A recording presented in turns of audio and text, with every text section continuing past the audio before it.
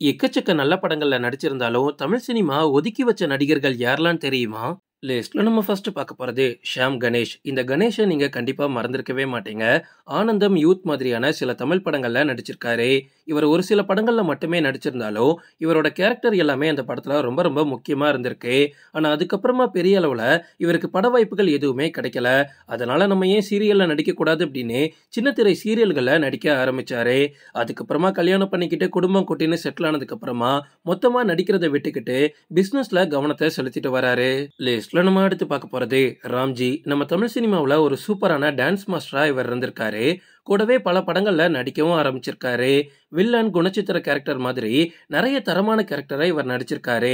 இருந்தாலுமே இவர் அடையாளப்படுத்தினது எது அப்படின்னா, காதல் கோட்டை படத்துல வரக்கூடிய வெள்ளரிக்கா பாட்டு தான். இந்த பாட்டு அந்த காலத்துல பட்டி தொட்டி எல்லாம் பயங்கரமா ஹிட் ஆச்சு. இந்த படத்தோட முக்கியமான பாட்டாவும் இதுதான் இருந்துச்சு. இதனாலேயே இளைஞர்கள் ராம்ஜியையும் கொண்டாட ஆரம்பிச்சாங்க. ஆனா அதுக்கப்புறமா பெருசா சினிமாவுல இவர் நடிக்கவே இல்ல. அதுக்கப்புறமா சின்ன திரையில டெலிகாஸ்ட் ஆன மகராசி அப்படின்ற ஒரு சீரியல்ல நடிக்கக்கூடிய வாய்ப்பே கிடைச்சிச்சு. அப்படியே அவர் சீரியல்ல இறங்கினவர் தான் இப்போ வரைக்கும் ஒரு சில சீரியல்ல நடிச்சிட்டு இருக்காரு. லிஸ்ட்ல நம்ம அடுத்து பார்க்க போறது போஸ் வெங்கட். நம்ம தமிழ் சினிமாவில் நடிச்ச தரமான குணச்சித்திர நடிகர்கள்ல இவரும் ஒருத்தர் அப்படின்னு சொல்லலாம்.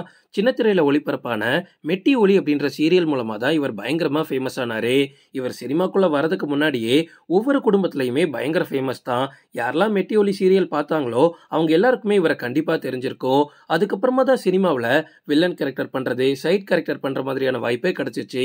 அதையும் போஸ் வெங்கட் கொஞ்சம் கூட தயங்காம எல்லா கேரக்டரையும் அவ்வளவு தரமா நடிச்சு கொடுத்தாரு.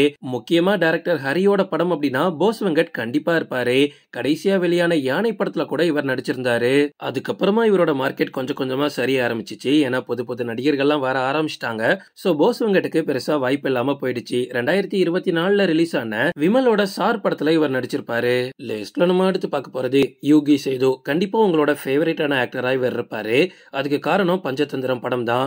அந்த படத்துல வரக்கூடிய 5 ஃப்ரெண்ட்ஸ்ல இவரும் ஒருத்தரா நடிச்சிருப்பாரு. உண்மையாவே கமலஹாசனோட ரொம்ப ரொம்ப க்ளோஸ் ஃப்ரெண்ட். இவர் தொடர்ந்து ரமணா, அன்பே சிவம் மாதிரியான படங்கள்லயும் நடிச்சிருந்தாரு. கடைசியா கசட தபர அப்படின்ற ஒரு படத்துல நடிச்சாரு. அதுக்கப்புறமா பெருசா எந்த ஒரு வாய்ப்புகளும் இல்ல. புது புது நடிகர்கள் வர ஆரம்பிச்சதுக்கு அப்புறமா யூகி சேதுக்கு மார்க்கெட் இல்லாம போயிடுச்சு. ஆனா ரீசெண்டா தக் லைஃப் படத்தோட ப்ரமோஷன்ல இவர் ஒரு மிகப்பெரிய சர்ச்சையை கிளப்பிட்டாரு. என்ன அப்படின்னா, த்ரிஷா இல்லனா நயன்தாரா அப்படிலாம் கிடையாது, த்ரிஷா இல்லனா த்ரிஷா மட்டும்தான். ஏன்னா யூகி சேது பொன்னியின் செல்வன் படம் பார்த்ததுக்கு அப்புறமா த்ரிஷாவை ரொம்ப ரொம்ப பிடிச்சு போயிருக்கு. அந்த படத்துல அவங்க பண்ண குந்தவை கேரக்டர் அவருக்கு ரொம்ப பிடிச்சு போனதுனால தக் லைஃப் படத்தோட ப்ரமோஷன் விழாவில் அவர் என்ன பேசிட்டார் அப்படின்னா, அந்த குந்தவை கேரக்டரை த்ரிஷாவை தவிர வேற எந்த ஒரு நடிகையாலையும் பண்ண முடியாது. அப்படி யாராவது பண்றேன்னு வராங்க அப்படின்னா அவங்கள கொஞ்சம் குந்தவை அப்படின்னு கிண்டல் பண்ணிட்டாரு. உடனே நயன்தாரா ஃபேன்ஸ்லாம் அவர் மறைமுகமா எங்களை தான் அடிக்க வராரு அப்படின்னு நயன்தாரா ஃபேன்ஸ்லாம் யோகி சேதுவை திட்ட ஆரம்பிச்சிட்டாங்க. லிஸ்ட்ல நம்ம அடுத்து பார்க்க போறது ராமச்சந்திரன். எனக்கு பர்சனலா நம்ம தமிழ் சினிமாவில் ரொம்ப ரொம்ப பிடிச்ச ஒரு குணச்சித்திர நடிகர் அப்படின்னு இவரை சொல்லுவேன். பையா, நான், மகா நல்ல மாதிரியான படங்கள்ல ஆரம்பத்துல வில்லனா இவர் நடிச்சிருக்காரு. நயன்தாராவோட நடிப்புல சில வருஷங்களுக்கு முன்னாடி வெளிவந்த அறம் படத்துலயும் ஆழ்துளை குழியில விழக்கூடிய குழந்தையோட அப்பாவா இவர் நடிச்சு பலரோட பாராட்டையும் வாங்கினாரு. ஆனா அதுக்கப்புறமா ஒரு சில படங்கள்ல இவர் நடிச்சிருந்தாலும் நம்ம தமிழ் சினிமாவுல சரியான அங்கீகாரம் இவருக்கு கிடைக்கல. ஓகே ஃப்ரெண்ட்ஸ், இதோட இந்த வீடியோக்கு நான் எண்டு கார்டு போட்டுக்கிறேன். அடுத்த வீடியோ பார்க்கிறதுக்கு தொடர்ந்து எங்களை ஃபாலோ பண்ணுங்க.